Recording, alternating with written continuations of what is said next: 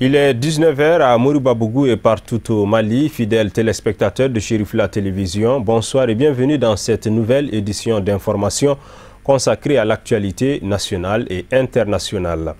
Conformément à son programme d'activité annuel, le collectif des Ansar en milieu universitaire et scolaire, CAMUS, a rendu une visite de courtoisie au guide spirituel des Ansar, Asseïd Chérif Ousmane Madan Haïdara.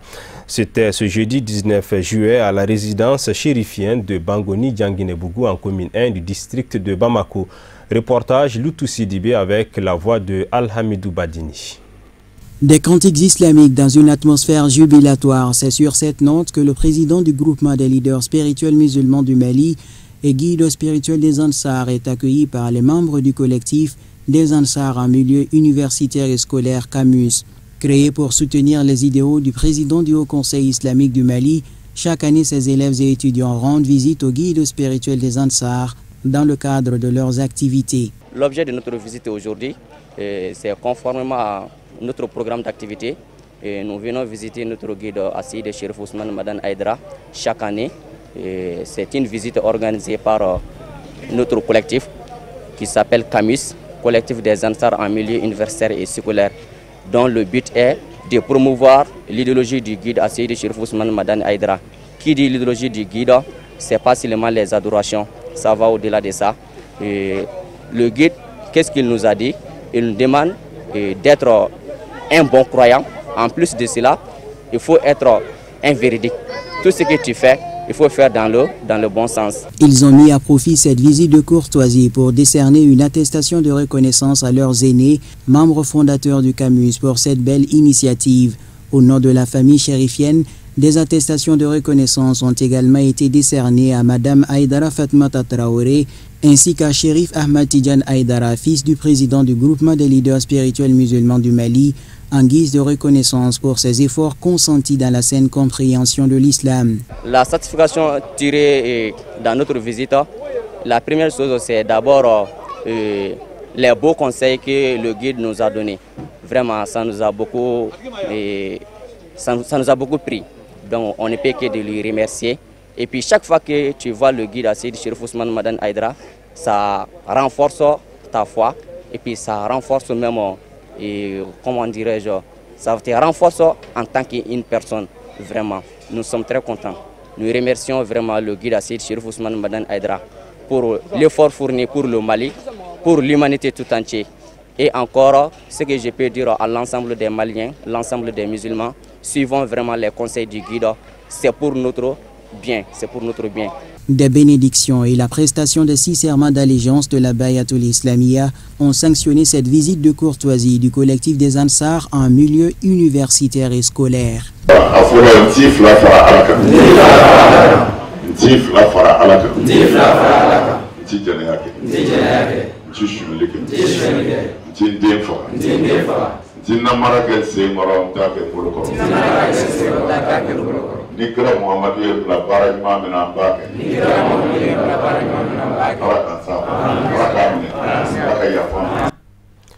Nous restons au domicile du guide à Bangoni Dianguinebougou où une délégation des femmes Ansar de la région de Ségou a été reçue en audience par le guide spirituel des Ansar et président du groupement des leaders spirituels musulmans du Mali. Occasion pour la délégation de se féliciter du choix porté sur Asseïd Chérif Ousmane Madan Haïdara pour occuper l'instance dirigeante de la Oumma islamique du Mali tout en lui réitérant son entière disponibilité. Le président du Haut Conseil islamique du Mali a exprimé sa profonde gratitude aux visiteurs. Loutou Sidibé avec la voix de Moussa Fomba. Cette visite des femmes Ansar de la 4e région administrative du Mali fait suite à l'élection du président du groupement des leaders spirituels musulmans du Mali et guide spirituel des Ansar à la tête du Haut Conseil islamique du Mali lors du 3e congrès ordinaire de la centrale. Se réjouissant de son élection, la délégation a, au nom des responsables Ansar de la ville de Balanzan, réitéré sa disponibilité à accompagner Asseïd Chérif Ousmane Madan Haïdara afin qu'il puisse relever le défi. Nous, section Ansardine et Islamia de Ségou, on est venu chez notre guide spirituel, Asseïd Chérif Ousmane Madan Haïdara. On est venu pour lui saluer parce qu'il a été élu comme président du Haut Conseil islamique du Mali. On est venu lui saluer et puis lui faire notre bénédiction. Que Dieu lui donne longévité, Dieu lui donne beaucoup de courage et puis de tout ce qu'il souhaite dans sa vie. Vraiment, on a été très très contents. Notre guide spirituel, même si tu es fâché ou bien tu as quelque chose au cœur, si tu le vois seulement, on dirait que le prophète Mohammed sallallahu alayhi wa sallam est devant toi, ou bien Seydina Ali, ou bien Alassane ou Al-Hussein. Si on vient chez lui, vraiment on est très content, on est très fiers de lui. Le président du Haut Conseil islamique du Mali, du groupement des leaders spirituels musulmans du Mali et guide spirituel des Ansar, tout heureux de cette visite, a salué les femmes Ansar de Ségou et sollicité leur bénédiction au dire de Seyyid Chérif Ousmane Madani Haïdara, se basant sur les hadiths du prophète Mohammed, paix et salut sur lui, prendre l'initiative de rendre visite à son prochain, de surcroît de même obédience, est en soi la foi en Dieu. Et c'est sur cette séance de bénédiction que prendra fin la cérémonie. L'actualité nationale sur un tout autre plan, la Sotelma Malitel offre 500 complets de pagnes et 500 puces téléphoniques aux pèlerins de Chérifla Voyage. La cérémonie de remise s'est déroulée ce jeudi 18 juillet dans les locaux de la maison du Hadj à Amdalaï en commune 4 du district de Bamako. C'est un reportage de Fatoumata Kane, Abdoulaye Sogodogo. 500 complets d'épargne plus 500 puces téléphones portables, c'est la nature du geste fait en faveur des pèlerins de Chérifla Voyage par Sotelma Malitel. Cette remise des dons se fait juste quelques jours avant leur départ pour le pays natal du prophète Mohammed, paix et salut sur lui. Tous émus de joie, l'occasion était bonne pour les bénéficiaires de remercier la direction générale de Sotelma Malitel. Je suis très content de Sotelma Malitel. Nous les remercions beaucoup pour des pains qu'ils nous ont donnés. Je suis très contente. Bon, je leur dis bonne chance et bonne continuation. Depuis sa mise en œuvre sur initiative du guide spirituel des Ansar Seyyid Chérif Ousmane Madani Haïdara, dans le but de promouvoir la facilité d'accomplir le 5e pilier de l'islam, Chérifla Voyage est classé parmi les agences les plus convoitées dû à son professionnalisme, d'où cette reconnaissance du mérite. Le représentant du directeur général de Chérifla Voyage a remercié au nom de ses responsables le donateur, tout en rendant un hommage au guide spirituel des Ansar. En tout cas, nous sommes très contents. En tout cas, les gestes que Sotelma Malitel ont fait pour l'agent Chérifla. Ça, c'est un chemin, en tout cas, solidaire. Et puis, quand on a vu, il y a beaucoup d'agences au Mali ici, pendant 200 et quelques agences. Mais si on voit aujourd'hui que Chérifla seulement, qui est avec Malitel, et puis donner encore les pains pour tous les pèlerins, en tout cas, c'est une joie pour nous. En tout cas, nous prions pour Sotelma Malitel, que Dieu leur donne longue vie et puis que Dieu nous donne encore de force et puis que pour nous faire ça chaque année. Et puis, je vous remercie. La délégation de Sotelma Malitel dira que cette remise s'inscrit dans le cadre du renforcement de la collaboration existante entre Sotelma Malitel et l'association des Ansar datant de longues années. Une initiative qui vise également à solliciter des bénédictions auprès des pèlerins. D'abord, nous remercions le président directeur général de la Sotelma d'avoir initié cette initiative de don de pain et de puces à travers l'agence de voyage Chérifla. D'ailleurs, c'est un partenariat qui n'a pas commencé aujourd'hui, c'est un partenariat qui a commencé il y a plusieurs années, donc nous ne faisons que répéter ce qui a déjà été fait. Et là, nous en réjouissons et nous demandons au bon Dieu de faire en sorte que toutes les années, cela puisse se reproduire et qu'on puisse faire davantage pour les pèlerins et pourquoi pas à d'autres agences. On remercie tous ceux qui ont été présents. Et ça, c'est la joie, c'est pour savoir que tous les Maliens ont besoin d'être heureux comme ça. On n'a pas besoin d'être tout le temps tressés à cause de ces guerres qui se déchirent notre pays. Il faut de temps en temps que nous arrivons à nous voir et à sourire un peu. Notons que l'agence de voyage Chérifla a à son compte pour le pèlerinage édition 2019 502 pèlerins, dont 223 femmes. Les vols sont prévus cette semaine. Des séances de bénédiction ont mis fin à la rencontre. L'actualité africaine et internationale est commentée par Moussa Fomba.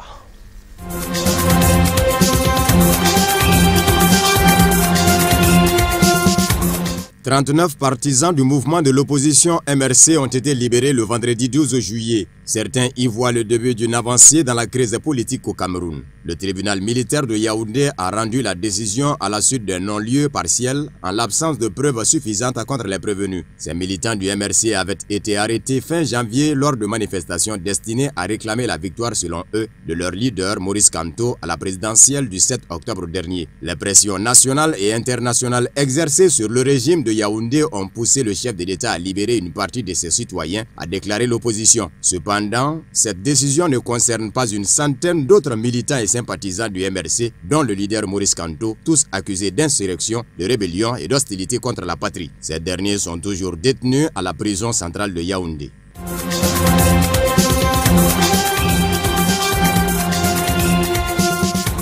Un tribunal antiterroriste marocain a condamné jeudi à la peine de mort 3 hommes pour l'assassinat de 2 touristes scandinaves décapités en décembre dans le royaume au nom du groupe État islamique. Le premier, Abdesamad Ejoud, un marchand ambulant radicalisé de 25 ans, avait avoué avoir organisé l'expédition meurtrière avec 2 de ses compagnons, Younes Waziad, un menuisier de 27 ans, et Rachid Afati, 33 ans, qui avait filmé la scène. Leur victime se nomme Louisa Gerspersen et son ami Maren Wieland, une Norvégienne de 28 ans. Les 2 amis partageaient le même appartement, suivaient des études de guide dans une université norvégienne et voyageaient ensemble pour les vacances de Noël au Maroc. Leur périple s'est arrêté au pied des cimes enneigées de Toubkal, le plus haut sommet d'Afrique du Nord dans le Haut Atlas, à 80 km de la capitale touristique Marrakech.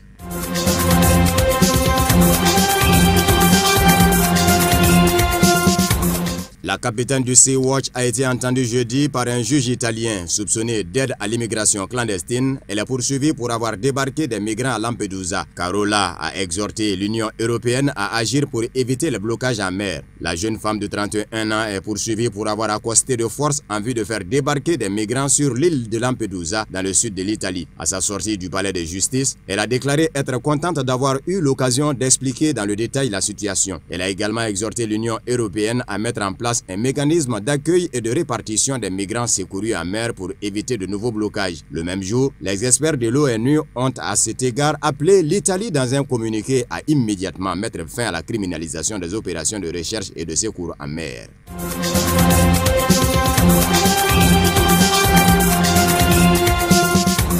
Le vice-ministre iranien des Affaires étrangères a annoncé sur Twitter que son pays n'avait perdu aucun drone dans le détroit d'Ormuz, contrairement à ce qu'a déclaré Donald Trump. Il a estimé que Washington avait abattu l'un de ses propres drones par erreur. Tous les drones appartenant à l'Iran dans le golfe Persique et le détroit d'Ormuz ont regagné leur base sans encombre après leur mission d'identification et de contrôle, et aucune réponse opérationnelle de l'USS Boxer n'a été signalée, a déclaré le porte-parole de l'armée iranienne. Les relations entre Washington et Téhéran se sont tendues après la décision de Donald Trump de retirer son pays du plan d'action global commun en mai 2018 et la destruction par l'Iran en juin 2019 d'un drone américain.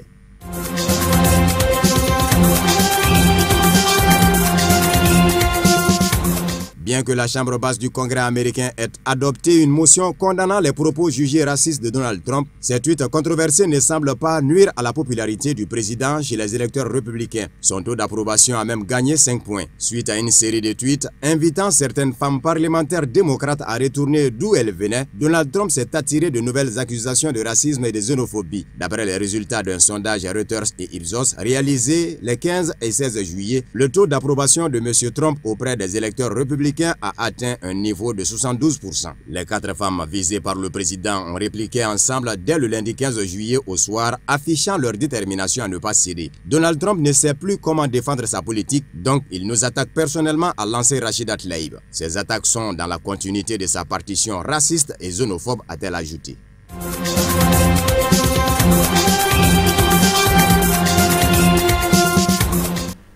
Sport basketball, le ministre de la Jeunesse et des Sports Aruna Modibo Touré a effectué une visite d'inspection au Palais des Sports ce jeudi 18 juillet 2019 pour s'enquérir de l'état des lieux qui doit abriter la compétition de l'Afro-CAN du 20 juillet au 29 juillet 2019.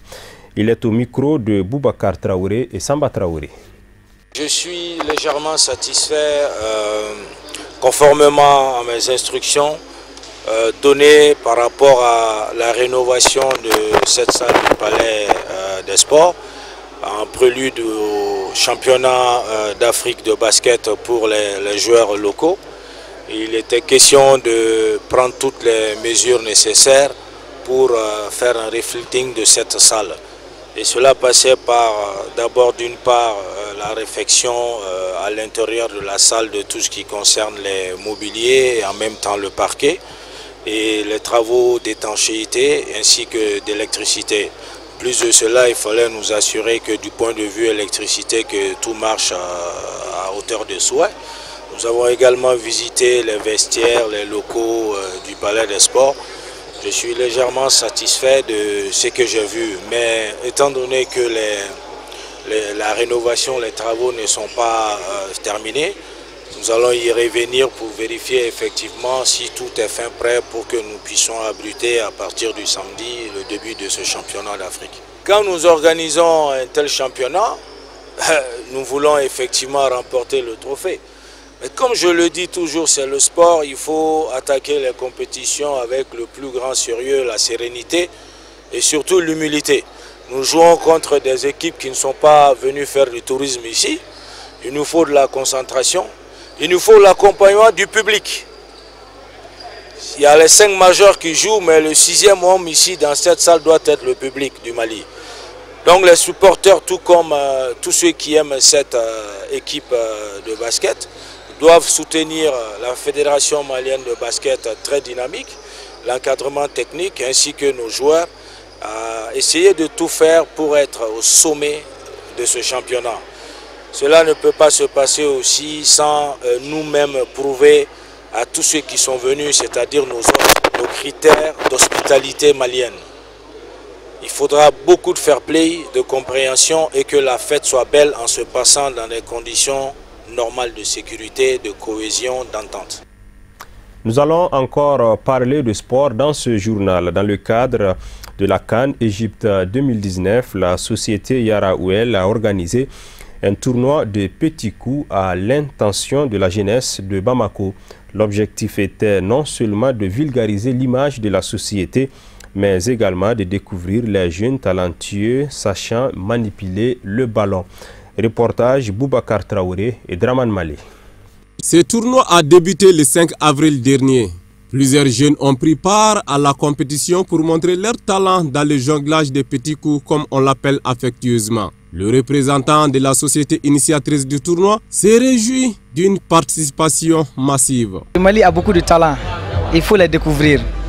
Donc quand il était l'heure d'organiser la CAN, nous on a dit qu'est-ce que nous on va faire pour la CAN. On n'est pas sponsor et on n'est pas lié au football.